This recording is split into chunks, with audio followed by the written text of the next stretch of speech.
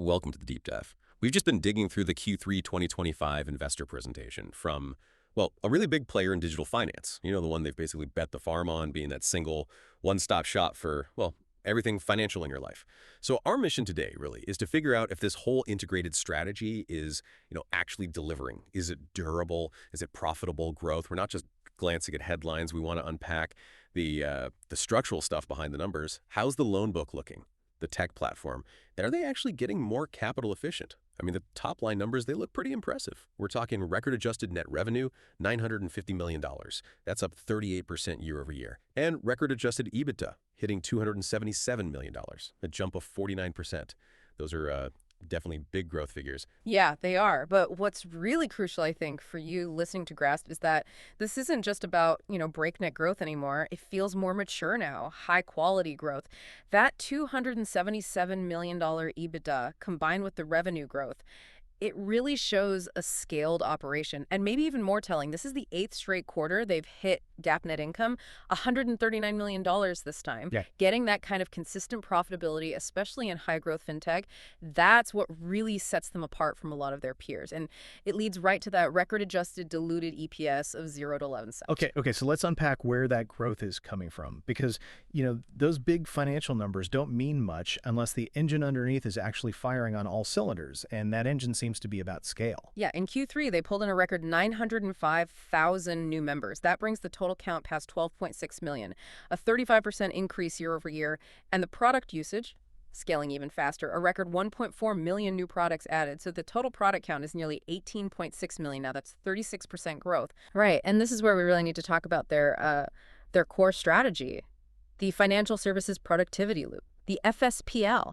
Think of it like a gravity well for someone's financial life. They hook you with one product, maybe a loan or an account, and then the experience, the data integration, it just makes it easier to add more of their products than to go somewhere else. It gently pulls you into using everything, and you can see the direct result in their cross-buy metric. They call it X-buy. Yes, the X-buy. How's that looking? It hit 40% in Q3. That's up quite a bit from 35% just last quarter in Q2. 40%. So 4 out of 10 new products sold are going to people who are already members. Exactly, which means most of their growth is coming from people they already have a relationship with. That dramatically cuts down customer acquisition costs, right? And it boosts retention. It's building a real data advantage, a network effect almost. That 40% cross-buy is definitely impressive. Saves a lot of marketing, like you said. But is there a risk there, like focusing so much on cross-selling? Could it overwhelm people or maybe push them towards products that aren't, the best fit or the highest quality? That's a fair question. A key critical check, really. But the data, at least so far, suggests the opposite. Partly because the products themselves seem pretty competitive. I mean, if you look just at their financial services products, setting aside lending for a second, they grew 37% year over year. That's 16.1 million products total. And the ecosystem is broad. SoFi Money, their cash management thing, hit 6.3 million products. Relay, that's their tracking tool, got to 6.0 million. And SoFi Invest is at 3.0 million. That kind of diversity suggests they're catching members at different points in their financial journey, And crucially, they're still bringing new people into the fold effectively. It's not just cross-selling. Absolutely. You've got to feed that loop, right? You still need fresh faces coming in. Yeah. And their investment in just building the brand seems to be paying off. Unaided brand awareness hit a record 9.1% this quarter. Wow. Yeah. And get this. That figure has apparently increased more than 4 times in just the last 4 years. It shows the brand is really breaking through into, mass market recognition. Okay, so the cross-sell engine, running hot. Got it. Let's shift gears a bit, though. How are they actually making money? And maybe more importantly, how are they getting more capital efficient? This brings us to that strategic shift in the revenue mix you mentioned. Right. Fee-based revenue seems to be the star here. Hit a record $409 million. That's a huge 50% year-over-year increase. And why does that matter? Well, fee revenue is now 43% of their adjusted net revenue. Plus, if you combine the financial services segment and the tech platform segment, those more capital-light areas, they brought in $534 million of adjusted net revenue. That's 57% year-over-year growth. Yeah, this shows real diversification. They're moving beyond just holding loans on their books. And if you really want to understand that capital efficiency piece, you absolutely have to look at the loan platform business, the LPB. Think of them like a high-end property developer. They're really good at developing and underwriting a top-notch product, in this case, the loan, but maybe they don't want to hold all that real estate risk on their own balance sheet forever. Okay, makes sense. So the LPB lets them originate these high-quality loans, but then sell them off pretty quickly to institutional investors.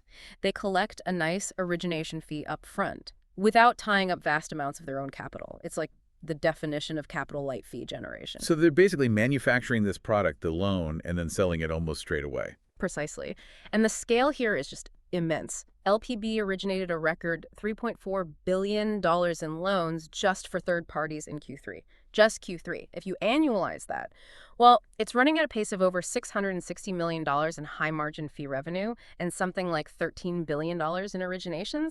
This is a really strategic lever for them. It lets them cash in on all the strong demand they're seeing, even for loans that maybe fall slightly outside their own, super prime target borrower profile. And it's not just the LPB facilitating this, right? They're actively selling other loans, too. Correct. Across the board, they did $4.6 billion in total loan sales and transfers this quarter. That includes personal loans, student loans, home loans. And part of that was their third securitization of collateral that was originated through the LPB specifically. Seeing that kind of robust, consistent activity in the capital markets, that's key. It's how they manage liquidity, optimize their capital ratios, and just generally keep a healthy balance sheet to fuel more growth.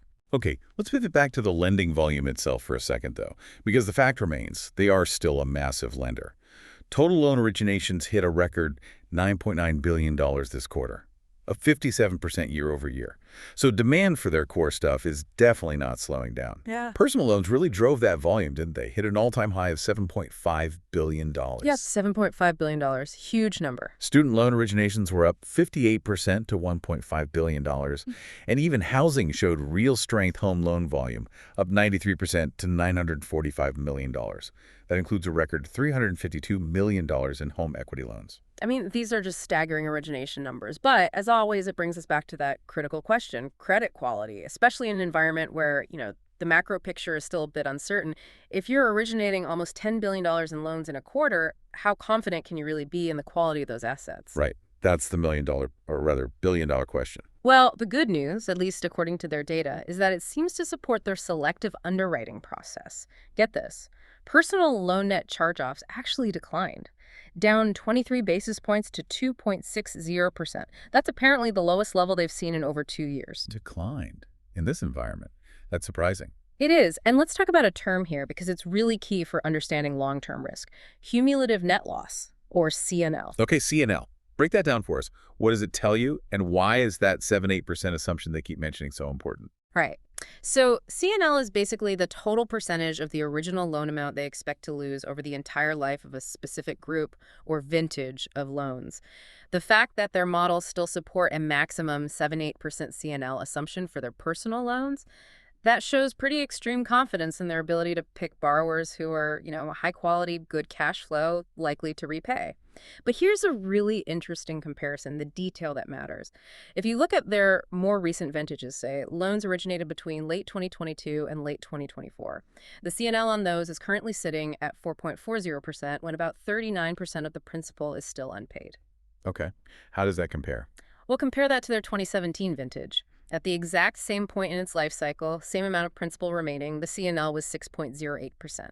So quite a bit higher back then. Significantly higher. It really suggests that their underwriting process today is structurally better, more reliable than it was even just a few years ago. That structural improvement point is huge. Yeah. Okay, let's shift focus again back to the financial services segment, because beyond just feeding the cross-sell, it seems like this segment is becoming a powerhouse in its own right. Profitable. Yeah. Financial services net revenue grew 76% year over year, $419.6 million.